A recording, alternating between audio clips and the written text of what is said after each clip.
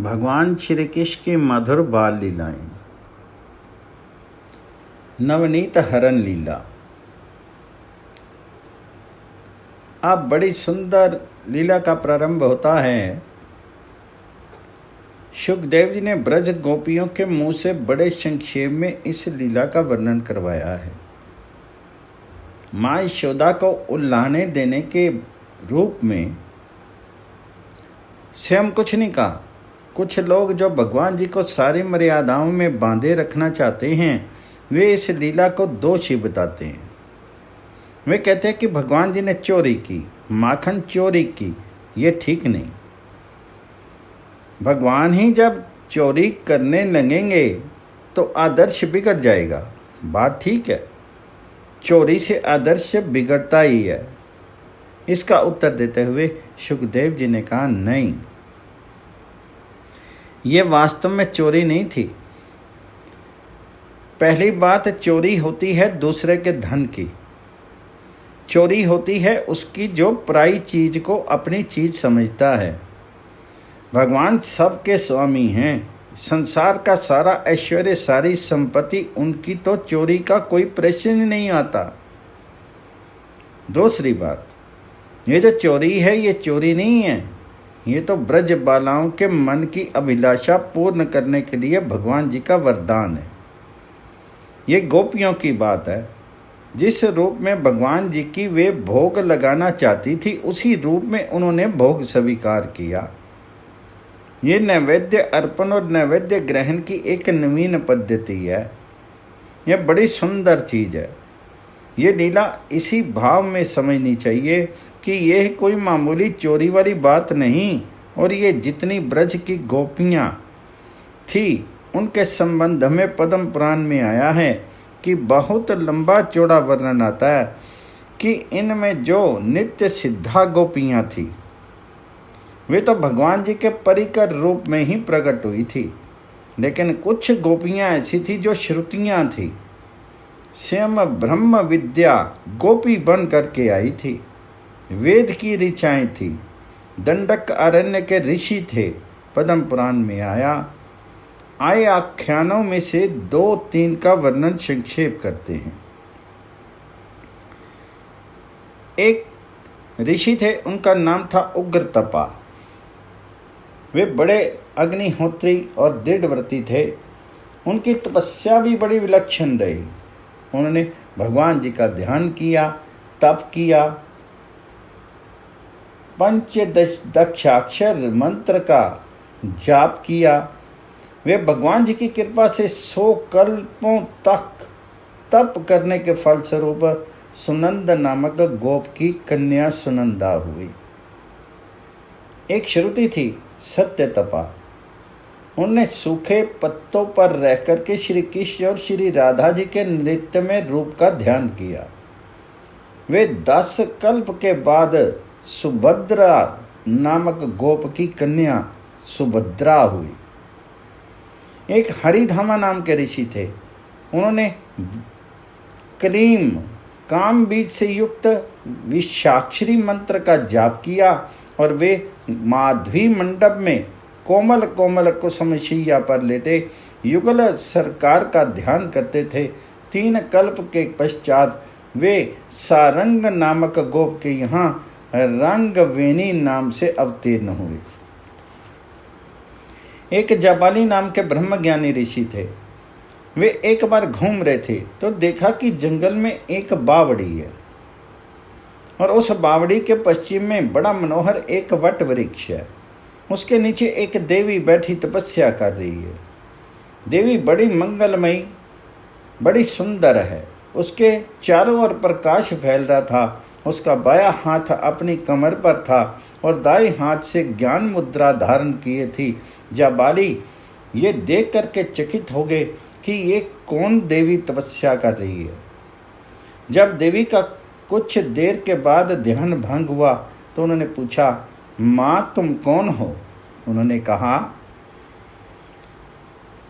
बोली महाराज, मैं ब्रह्म विद्या हूँ। बड़े बड़े योगी ज्ञानी मुमुक्षु मुझे ढूंढा करते हैं कि हमें ब्रह्म विद्या मिल जाए। परंतु मैं श्री कृष्ण के चरण कमलों की प्राप्ति से वंचित हूँ। उनकी प्राप्ति के लिए उन पुरुषोत्तम का ध्यान करती हूँ, दीर्घ काल से तपस्या कर रही हूँ। मैं ब्रह्म आनंद में तो परिपूर्ण हूँ, ब्रह्म आनंद का वितरण करती हूँ। जो चाहे मुझसे ब्रह्म आनंद ले ले, पर उस आनंद से मेरी बुद्धि अपने को सफल नहीं मानती। यद्यपि मैं बुद्धि से परितृप्त हूँ, परंतु मुझको भी श्री कृष्ण का प्रेम प्राप्त नहीं हुआ, इसलिए मैं अपने को सुना देखती हूँ। जाबाली ने उनके चरणों पर गिर करके दीक्षा ली और वह एक पैर से खड़े होकर के तप करने लगे, भगवान जी का ध्यान करने लगे। 9 कल्पों के बाद प्रचंड नामक गोप के यहाँ चित्रगंधा नाम से जाबाली का अवतार हुआ। कुष्ठध्वज नाम के एक ऋषि थे। उन्होंने हरिम मंत्र का जाप किया। वे 10 वर्ष की उम्र से भगवान जी का ध्यान करते थे। वे भी कल्पों के बाद सुधीर नामक गोप के यहाँ पैदा हुए। इस प्रकार से ये जो गोपियाँ थी, वे सब की सब भगवान जी की नित्य सिद्धा प्रेमिकाएं थीं। कथा का आरंभ बड़ा सुंदर होता है, बड़ा विस्तार है। संक्षेप में कहना है, ये गोपियां तो नंद भवन में नंदलाल को देखने के लिए बार बार आया करती हैं। एक दिन की बात है, एक ग्वालनी बहाना करके आई। वह शाम के समय आई और बोली, दिया जलाने आई हूं। वह दिया जला करके अंदर से बाहर ले गई, तब फूंक से बुझा दिया और बोली, दिया बुझ गया, फिर जलाने जाऊंगी। ये तो बड़ी मनोहारिणी कथा है। एक दिन एक गोपी आई। गोपियां आती रहती थी, तो उस दिन क्या हुआ कि मैया किसी दूसरे काम में लगी थी। कुछ अतिथि आ गए, तो मैया को रसोई जल्दी बनानी थी। रोहिणी मैया उधर अतिथियों की दूसरी सेवा में लगी थी और ब्रजेश्वर स्वयं नारायण की सेवा कर रहे थे। मैया ने अपने मन में सोचा कि यदि दही मथने का काम छोड़ दिया जाए, फिर ये मक्खन मांगेगा तो आएगा कहाँ से, और यह अभी दुग्ध पान के लिए भी मचल रहा है, और इसको दुग्ध पान कराना छोड़ करके मथने जाती हूँ तो ये रोने लगेगा।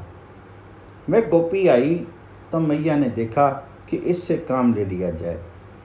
गोपियाँ कहाँ करती हैं कि मैया कुछ काम कहा करो। मैया ने सोचा कि आज दही मथ दे और मैं इसको दूध पिला दूं, और फिर मक्खन निकल जाएगा तो खाने को दे देंगे। पाहुनी करी दे तनक मयो, हाँ लगी ग्रह काज रसोई। जसुमती बिने कहो, आरी करत मन मोहन मेरो। अचल आनी गयो। यशोदा जी ने कहा, सखी तुम जरा दही बिलो दो, ये रसोई भी बनानी है और इधर ये मचल भी गया है। कहता है कि पहले दूध पीऊँगा ही, लड़ाई करता है, इसलिए तुम दही मत दो। तब उसके हर्ष का पार नहीं। ये भाव की बात, देखने की बात है। वह गोपी आनंद में निमग्न हो गई कि कन्हैया के लिए आज मक्खन निकालना है। मथाने की ओर चली, जरा इसकी झांकी मन में करिए। श्याम सुंदर को गोद में लिए मैया बैठी है और श्याम सुंदर मैया का दुग्धपान कर रही हैं। सामने ही मथानी रखी है और मथानी पर बिलोने के लिए गोपी जा रही है, लेकिन मथानी की ओर जा रही है मैया जी की आज्ञा से। मन में बड़ा हर्ष है, परंतु आँख लगी है श्याम सुंदर पर और मन भी लगा है श्याम सुंदर पर। ये जो श्याम सुंदर यशोदा मैया की गोद में हैं, उसके जो घुंघराले बाल, उसके ललाट पर केसर बिंदु, उसके रतरारे चंचल नैन, उनके लाल लाल होंठ, गले में कठुआ, बगसिंगा, बाघ के नख्र, उनका नाभि कमल, हस्त कमल, बस ये सारे के सारे उसके नेत्र में भरे हैं। गोपिका जा रही है पर आंख इधर लगी। अब आंख उधर झांके कैसे? वह चाहती है कि मथानी की ओर देखूं, पर मथानी की ओर देख पाती नहीं। आंख वहां से हटती नहीं और चलती जाती है। मथानी के पास पहुंची तो पर देख नहीं सकी कि मथानी कहाँ है और क्या है। बस जिस मटके से में दही था उससे उस गोपी की जोर से ठोकर लग गई। ठोकर लगते ही मटका उलट गया तो दही की धारा बह चली। अब उसे कुछ झटका लगा। अभी आंख तो श्याम सुंदर पर ही लगी है, आंख हटती नहीं। इसने अंधे की तरह टटोल करके देखा, जैसा अंधा देखता है, तो सोचा कि यह घड़ा कुछ तिरछा हो गया है। अपनी जान में उसको सीधा कर दिया और बिलोने लगी। दही सारा बह चुका था, मटका रीता था। व्याकुल मथती मथनिया रीति, दधी भुव धर राख के रहे हो। सारा दही तो जमीन पर बह गया। वह खाली मटके को मथने लगी। ये बात यशोदा रानी को पता नहीं। वे अपने लल्ला का मुंह देख रही थी, लेकिन लल्ला सब जानते हैं। यशोदा रानी ने तो तब इस बात को जाना जब वह लाला को दूध पी रहे थे। पीना छोड़ करके ग्वालने की ओर देखने लगे और हंसने लगे।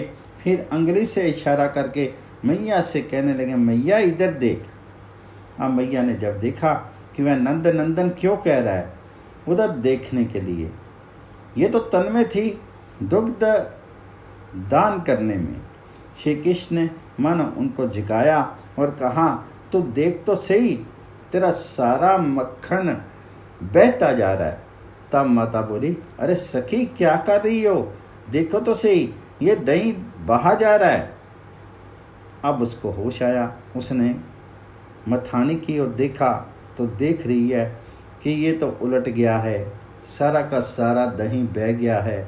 उसको बड़ा संकोच हुआ, बड़ी लज्जा मन में हुई। ब्रज रानी को भी संकोच हुआ कि मैंने इसकी समाधि क्यों तोड़ दी।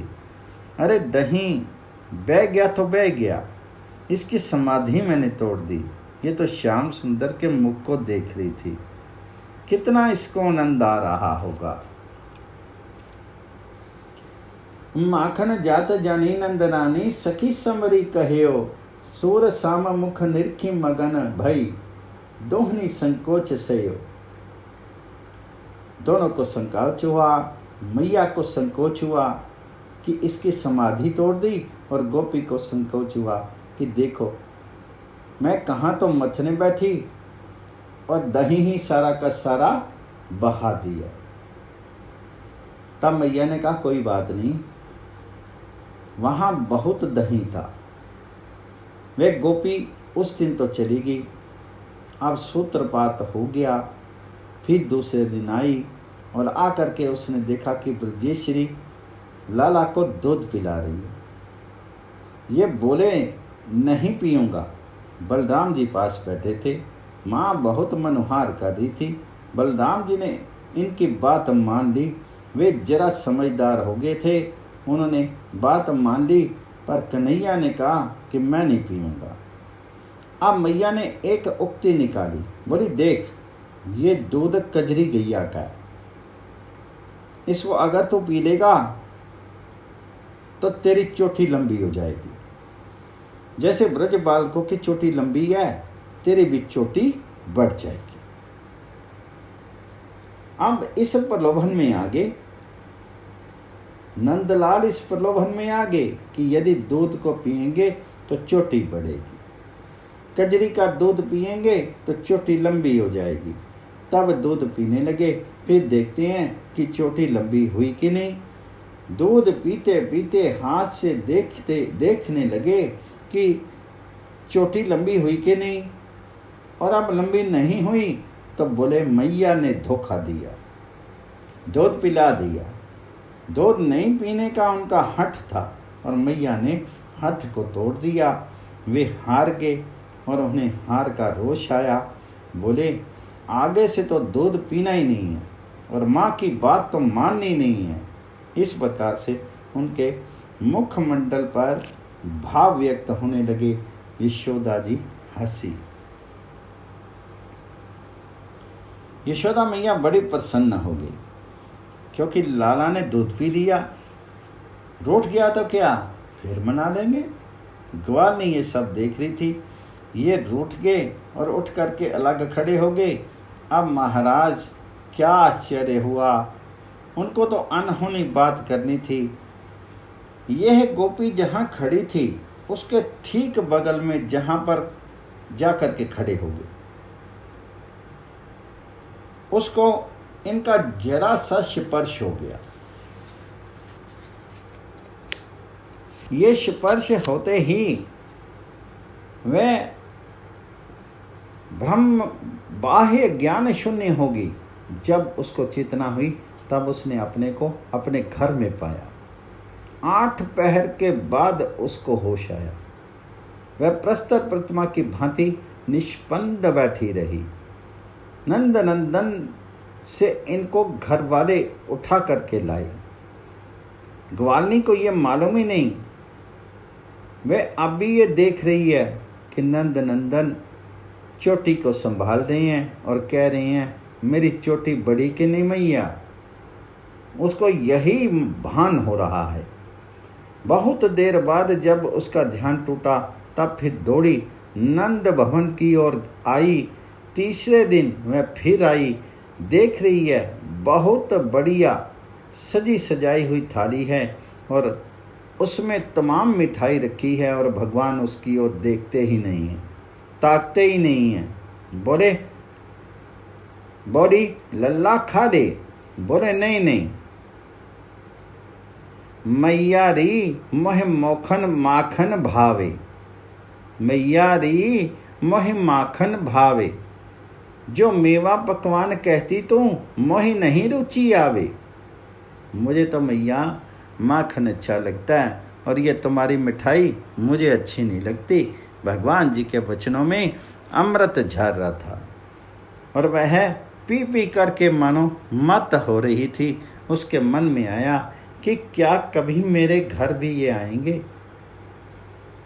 ये मक्खन चाहते हैं ना, क्या कभी मेरे घर का भी नवनीत ये ग्रहण करेंगे।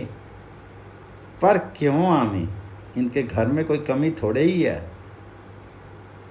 कहीं आवे भी तो मुझे देख करके ये संकोच में पड़ जाएंगे, लेंगे नहीं। कहीं ऐसा हो जाए कि मैं छिप जाऊं और ये आकर के मनमाना माखन आरोगें तो मैं देख करके निहाल हो जाऊं। मेरी ये साध भी कभी पूरी होगी क्या। मैं छिपी रहूं और ये आ जाएं। ये उसने अपने मन में चिंतन किया। अब भगवान सर्वंतर्यामी है और भगवान भक्त वांछा कल्पतरु हैं। भगवान जी के मन, भक्त के मन में उनकी सेवा के लिए जो वांछा पैदा होती है उस वांछा को वे अपने आप को भी भूल करके पूरी करते हैं। वहाँ वे ये नहीं देखते कि हम भगवान हैं, सच्चिदानंद घन हैं और क्या क्या हैं। भक्त के मन में जिस रूप में भगवान जी को पाने की इच्छा होती है उसी रूप में भगवान उसके लिए बन जाते हैं। ये सर्वंतर्यामी स्वयं भगवान प्रेम के भूखे हैं। उनके मन में ये बात आ गई। तब बैठी जाई मथनिया के डिग, मैं तब रहो छुपानी। उसने अपने मन में कहा कि मैं छिप जाऊं और ये मथानियों के पास आकर के बैठ जाएं। सूरदास प्रभु अंतर्जामी ग्वालनी मन की जानी। भगवान ग्वालनी के मन की बात जान गए। बस वह मन में मनोरथ करती हुई इसी मन को लेकर के कि आवेंगे, आ जाएंगे, कब आवेंगे, आवेंगे, जरूर आवेंगे, इस प्रकार प्रवाह में बहती हुई वह दधि मंथन किए बिना घर चली गई। उसे अब प्रतीत होने लगा कि आगे हैं, दरवाजे पर आगे दही बिलो दूं और माखन निकाल करके रख दूं, अब आते ही होंगे, उनको भूख लगी होगी। इस प्रकार वह मनोरथ करती और दौड़ दौड़ कर बाहर जाती। अब तक उसे ये नहीं पता कि उन्होंने जान लिया है कि तुम्हारा निमंत्रण मान लिया है। इधर क्या हुआ कि वह गोप सुंदरी जो ही नंद बाबा के घर से बाहर निकली, त्यों ही यह मैया की गोद से बाहर कूदे। मैया ने पकड़ा और कहा, ठहर ठहर, तुझे मिठाई नहीं मक्खन खिलाऊंगी। मैया जरा सा मक्खन मुंह में डाल तो सकी, पर एक क्षण भर भी उस गोपी का वियोग इनको सहन नहीं हो सका। ये हाथ छुड़ा करके भाग गए। यशोदा रानी को मन में बड़ा आश्चर्य हुआ। उन्होंने आज पहली बार देखा कि ये सांवला बाहर जाने के लिए इतना व्यग्र क्यों हो रहा है। आज उनकी व्यग्रता थी गोपी के मन की व्यग्रता। गोपी के व्यग्र मन ने भगवान जी के मन को व्यग्र कर दिया। जब वे भागे तो दाऊ जी इनके पीछे भागे और सब बच्चे पीछे भागे, पर इनका भागना आज ऐसा था कि कोई इनको पा नहीं सका। सब पीछे रह गए और कोई तो रास्ता ही भूल गए, दूसरे मार्ग में चले गए। दाऊ जी भी दूसरे मार्ग में चले गए थे, उनको नहीं पा सके। अब यह मानो उनका घर जानते हों, सीधे अकेले उसके घर में जा घुसे। ग्वालनी द्वार की ओर देख रही थी। उसने देखा ये तो आ गए, खड़े हैं। उस रूप को देख करके ग्वालनी के प्राणों में मानो स्पंदन होने लगा। अब उसने सोचा कि क्या करें, कहीं ये मुझे देख करके लौट नहीं जाएं। हरि आवत गोपी जब जानियो, आपुन रही छपाई। भगवान जी को आते देखा तो वह जाकर के मणि खंभ के पीछे छिप गई।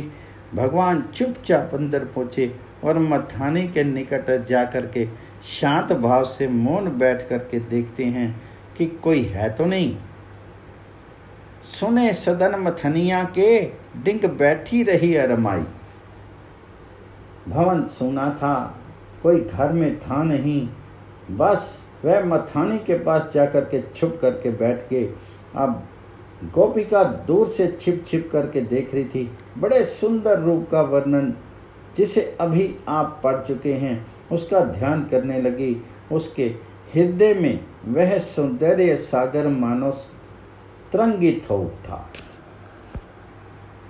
अब उस ग्वालिन के मन की बात पूर्ण करने के लिए भगवान जी ने नवनीत हरण लीला यहाँ पर शुरू की। इसको बोलते हैं नवनीत हरण लीला। माखन चोरी का आरंभ यहां से हुआ। ये चोरी है क्या? ये तो मनोरथ पूर्ण करने की प्रक्रिया है। गोपी के प्राणों को सुख देने का ये कार्य है, ये चोरी नहीं है। भगवान जी ने चंचल नेत्रों से एक बार द्वार की ओर देखा, फिर पात्र की ओर देखा, मथाने की ओर। उसमें मक्खन का बड़ा सुंदर लौंधा ऊपर आया था। देखा कोई नहीं है तो हाथ डाला, निकाला और खाने लगी। अब यहां पर एक और आश्चर्य हुआ। वह गोपी बैठी थी मणि स्तंभ के पास में। ये जब मक्खन खाने लगे तो उनको मणि स्तंभ में एक और दिखा मक्खन खाता हुआ। वह भी भूल गई और श्री कृष्ण को यह भय हो गया कि दूसरा कोई आ गया है। ये देख लिया तो कहीं मेरी चोरी को प्रकट न कर दे कि ये चोरी कर रहा था और मैंने देखा है। बोले भैया देखो, किसी को बताना नहीं, तुम भी खा लो और मैं भी खाता हूं। आधा आधा ले लें। तब नवनीत उठा उठा करके उस प्रतिबिंब के मुंह में डालने लगे। माखन नीचे गिरने लगा तो सोचे कि ये रूठ गया है। अब उसे समझाने लगे कि अरे भैया तू क्यों फेंकता है, बावरा हो गया है, खा लो, तुम भी खाओ और मैं भी खाऊं। एक लोंदा और लेकर के उसके हाथ पर रखने लगे तो फिर गिर गया। बोले अच्छी बात है, सारी की सारी तेरी रही, तू आज खा ले, मैं कल खाऊंगा। कहीं बात छूट गई तो पकड़े जाएंगे। नंद नंदन की ये बात मुग्ध चेष्टा देख करके वह गोपी प्रेम समुद्र में डूब गई। उसके हृदय में प्रेम का समुद्र उमड़ा और उस रंग तरंग में उसके हृदय के धैर्य का बांध टूट गया। बस वह हंस पड़ी, बड़े जोर से हंसी। अब हंसी के रूप में उसके प्रेम समुद्र की तरंगे मानो बाहर उछलने लगी। अब कौन खंबे के ओट में रहती बाहर निकली। अब तो उन्होंने देखा कि अरे इसने तो देख लिया। इनको बड़ा संकोच हुआ, अब बड़ा भारी डर हुआ और वहां से भागे। अब वह गोपी बड़ी प्रसन्न कि आज मैं निहाल होगी। गोपी को इतना आनंद हुआ कि वह फूली नहीं समाई, वे बावली हो गई। वह फूली फिरने लगी, आनंद में छक गई। उसके हृदय में आनंद समाया नहीं। जैसे किसी दरिद्र को, परम दरिद्र को धन राशि मिल जाए और वह जैसे अपने आनंद को हृदय में छिपा करके रख नहीं सके, ये दशा गोपी की हुई। उसके हृदय ने आनंद समा नहीं रहा। उसकी सखियां मिली और उसे हंसती देखी, खिलती देखी तो उसको पूछी, ए क्या हो गया, कहीं तुझे बड़ा धन मिल गया क्या? पर यह बोले नहीं। उसका रोम रोम खिल रहा है, गदगद हो गई है, मुंह से बोली नहीं निकली। सखियों ने कहा, ऐसी बात क्या होगी, तू बताती नहीं, बोलती नहीं और आंखें तेरी छलकी जाती हैं। तू आनंद के मारे एकाएक बावरी हो गई है। हमसे क्या छिपाती हो? हमारा तुम्हारा शीत तो दो हैं, परंतु तुम जानती हो कि हमारा तुम्हारा जी तो एक ही है। हम तुम दोनों एक ही रूप हैं, हमसे क्यों छिपाती हो? बताना क्या मिल गया? तन न्यारो जीव एक हमारो, हम तुम एक के रूप। ये सुनकर के उसके आंसू बहने लगे और इतना सा निकला मुंह से कि मैंने आज अनुपम रूप देख लिया। फिर वाणी रुक गई और प्रेम के आंसू बहने लगे। अब गोपियों की भी यही दशा होगी। उनका प्रेम उनमें समा गया और सबके आंखों से आंसू बहने लगे। बोलो कृष्ण भगवान जी की जय। भगवान के नैवेद्य ग्रहण की पद्धति है कि जिस रूप में भक्त अपने भगवान को खिलाना चाहता है, उसी रूप में भगवान खाते हैं। वे भक्त की पद्धति स्वीकार कर लेते हैं और उसमें उनके सच्चिदानंद तत्व के किसी प्रकार की कोई बाधा नहीं आती। भगवान जी ने प्रथम यह माखन चोरी की लीला की उस गोपी के मन को रखने के लिए, उसके मन की प्रसन्नता के लिए। जब वह अत्यंत प्रसन्न होगी और फूली फूली फिरने लगी, तब दूसरी तीसरी गोपियों ने पूछा क्या बात है। तब उसने अंत में बताया कि इस तरह से मैंने आज अनुपम रूप के दर्शन किए, इस तरह से आज वे मेरे घर में आकर के माखन खा गए। प्रथम करी हरि माखन चोरी, ग्वालनी मन इच्छा करी पूर्ण, आपू भजे ब्रज खोरी।